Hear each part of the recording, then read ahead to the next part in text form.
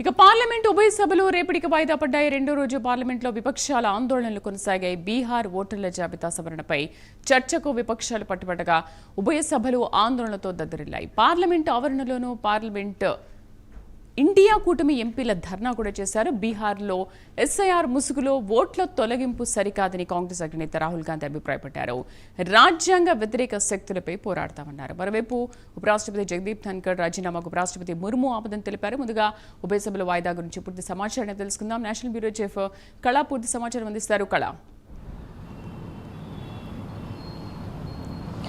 శ్రీదేవి, దాదాపు పార్లమెంటు సమావేశాల రెండవ రోజు మాత్రము ఈరోజు ఉదయం నుంచి కూడా చాలా కీలకమైనటువంటి అంటే ఇక్కడ ధర్నాలతోటి మాత్రం దద్దరిల్లిందని చెప్పవచ్చు పార్లమెంట్ ఆవరణ అంతా కూడా. అయితే ముఖ్యంగా నిన్న రాత్రి జరిగినటువంటి ఏదైతే ఉపరాష్ట్రపతికి సంబంధించినటువంటి రాజీనామాతో ఒక్కసారిగా కూడా ఇక్కడ ఢిల్లీ రాజకీయాలు మాత్రం వేడెక్కాయని చెప్పవచ్చు. ఒకవైపు అంటే రాత్రి జరిగినటువంటి పరిణామాలతో వెంటనే దాదాపు అర్ధరాత్రి 12 గంటలప్పుడు కూడా కాంగ్రెస్ ఒక ప్రెస్ మీట్ పెట్టి కూడా అంటే జరుగుతున్న పరిణామాలపై కూడా ఒక మెసేజ్ ఇచ్చినటువంటి సన్నివేశం. అంటే ఎంత కీలకమైనటువంటి అప్డేట్స్ అన్నది ఇక్కడ మనము ఈ విషయాన్ని మనం ప్రస్తావించాలి.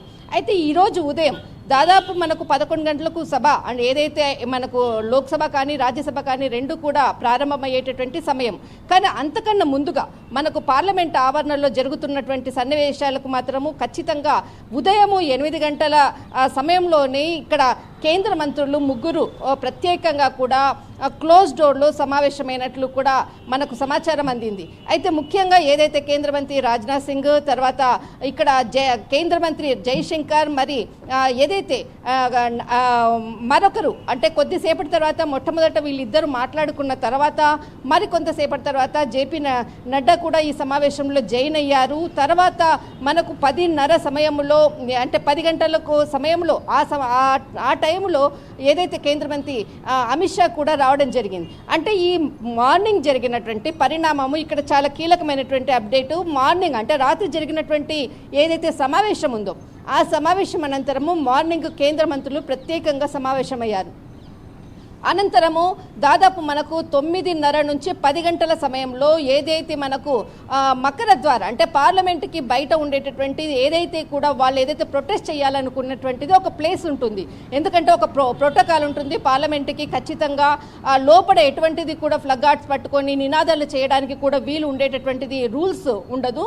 అయితే మకర ద్వారం దగ్గర ఏదైతే ఉందో అక్కడ రాహుల్ గాంధీ తర్వాత ఏదైతే ఇండియా బ్లాక్ సంబంధించిన అందరూ కూడా నినాదాలతో మాత్రం దద్దరిల్లింది. దీనికి సంబంధించినటువంటిది కీలకమైనటువంటి అప్డేట్స్ మనకు అంటే ముందుగా అంటే 10 గంటల నుంచి 9:30 నుంచి 10 గంటల వరకు కూడా ఇండియా బ్లాక్ ప్రత్యేకంగా ఒక రూమ్లో అంటే పార్లమెంట్ ఆవరణలోనే ప్రత్యేకంగా ఒక కీలకమైనటువంటి సమావేశాన్ని ఏర్పాటు చేసింది.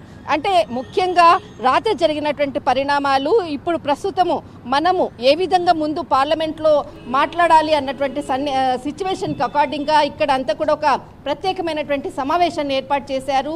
అటు సీనియర్ నేతలు మల్లికార్జున్ ఖార్గే, తర్వాత రాహుల్ గాంధీ, ప్రియాంక గాంధీ, సోనియా గాంధీ అందరూ కూడా రావడం జరిగింది.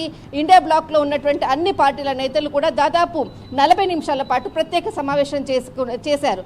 అనంతరము ఒక అంటే ఫ్లగ్ కార్డులతోటి ఏదైతే బీహార్కి సంబంధించినటువంటి స్పెషల్కి ఇంటెన్సివ్ ఏదైతే రివిజన్కి సంబంధించినటువంటిది ఎన్నికల ఓటర్లకు సంబంధించినటువంటిది దీనిని నిలుపుదల చేయాలంటూ కూడా నినాదాలతో మాత్రం ఫ్లగ్ కార్డులతో మాత్రము ఏదైతే పార్లమెంట్ ఆవరణలో అంటే దీనిపై ప్రత్యేకమైనటువంటి చర్చించాలి అన్నటువంటిది 11 గంటలకు సభ ప్రారంభమైన తర్వాత నినాదాలు ప్రారంభమయ్యాయి. అయితే ఏదైతే 11 గంటలకు ఆపరేషన్ సింధూర్తో తర్వాత ఏదైతే మనకు బీహార్ ఎన్నిక అంటే బీహార్ ఓటర్లకు సంబంధించినటువంటి దీనిపై చర్చించాలి అన్న దానికి అక్కడ ఏదైతే మనకు ఇండియా బ్లాక్ కూటమికి సంబంధించిన తరఫున కూడా దీనిపై కూడా ప్రత్యేక చర్చ కావాలి అంటూ కూడా నినాదాలు చేశారు. అయితే అక్కడ స్పీకర్ చెప్తూ ఉన్నారు దీనిపై మీరు కొంత ఖచ్చితంగా ప్రభుత్వం దీనిపై చర్చిస్తుంది, కానీ ఇలా నినాదాలతో కాదు అంటే సమస్యని మనము సామరస్యంగా ముందుకెళ్దామని చెప్పినా కూడా అక్కడ ఎక్కడా కూడా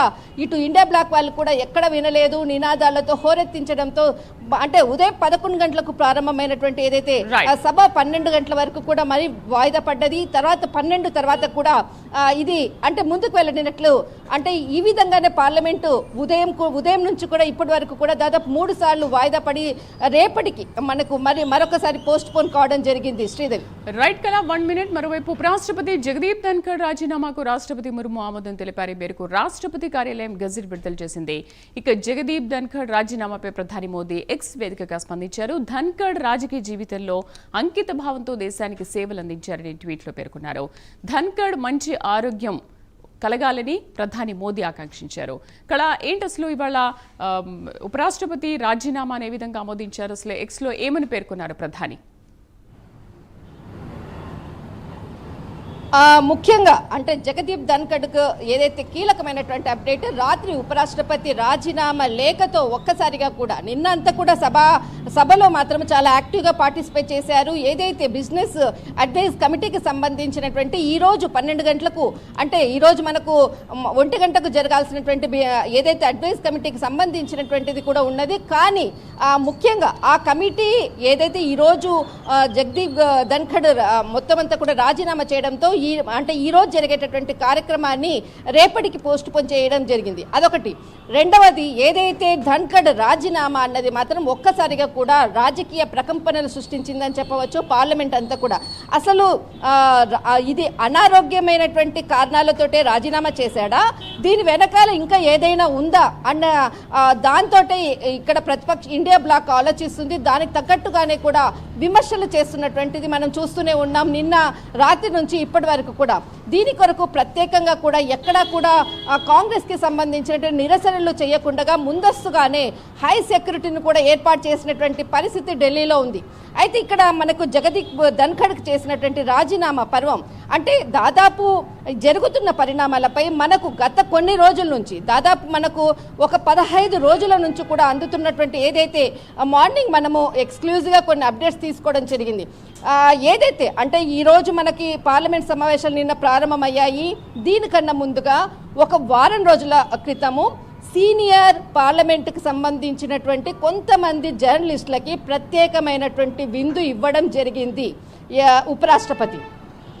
అక్కడ అంటే ఆ విందు ఎందుకు ఇచ్చారు అని అంటే ఇక్కడ మనకు ఆయన భార్యకు సంబంధించినటువంటి సురేష్ ధన్ఖడ్కి బర్త్డే సందర్భంగా ఇవ్వడం జరిగింది. కానీ ఎప్పుడు కూడా ఇలాంటి సెలబ్రేషన్స్కి ఆయన ఎప్పుడు కూడా విందులు ఇచ్చినటువంటి దాఖలాలు లేవు. కానీ వారం రోజుల ముందుగా ప్రత్యేకమైనటువంటి కొంతమందికి మాత్రమే విందు ఇవ్వడం జరిగింది.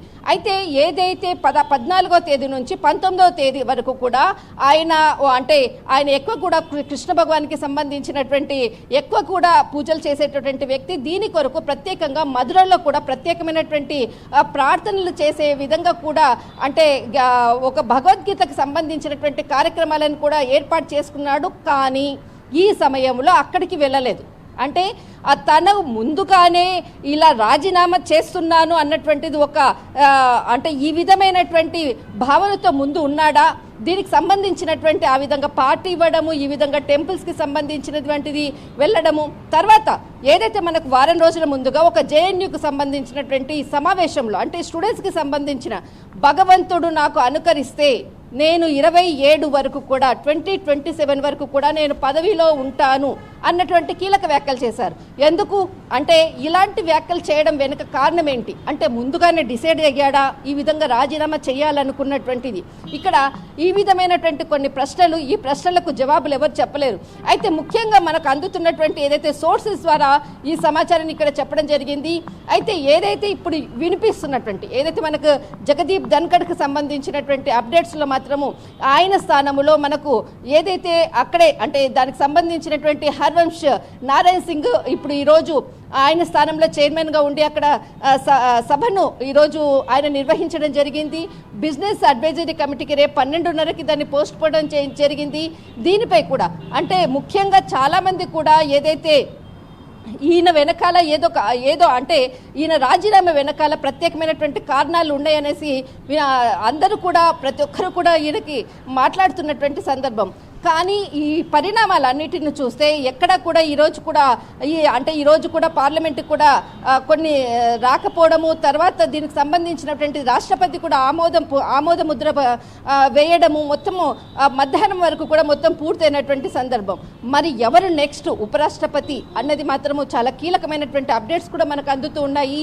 ఒకటి, మనకు బీహార్కి సంబంధించినటువంటి నితీష్ కుమార్ పేరు మనకు వినపడుతుంది. అంటే రానున్నటువంటి ఎన్నికల్లో నితీష్ కు ఉపరాష్ట్రపతి పదవి వస్తుందా అన్నటువంటిది కూడా ఒక క్వశ్చన్ మార్క్ కూడా ఇక్కడ మనకి ఢిల్లీ నుంచి అందుతున్నటువంటి సమాచారం. శ్రీదేవి. రైట్ కళ, థ్యాంక్ యూ.